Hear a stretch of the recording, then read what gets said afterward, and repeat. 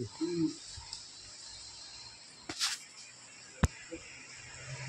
రూపాయలు అడిగా తీసుకురా అది ఎంత రూపాయలు సార్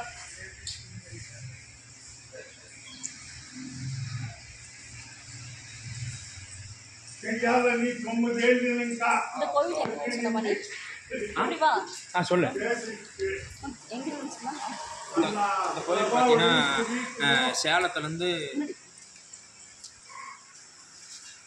இந்த ஆஞ்சநேயர் கோயில் எங்கே இருக்குன்னா சேலம் பஸ் ஸ்டாண்ட்லேருந்து தொப்பூர் வந்து இறங்கிருக்கு. தொப்பூர்லேருந்து இறங்கிட்டு அதெல்லாம் நீ ஒன்று முன்னாடி பார்த்தோம். சேலத்துலேருந்து தொப்பூர்லேருந்து இது கொஞ்சம் உள்ள ஒரு மலை கிட்ட இருக்குது. முந்தநாயக்கம்பட்டி. முந்தநாயக்கம்பட்டியா? ஃபேமஸான கோயில். இந்த கோயில் உட்காந்துட்டு போகலாம், ஒன்றும் பிரச்சனை இல்லை.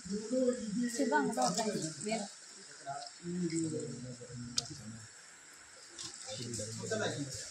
மணி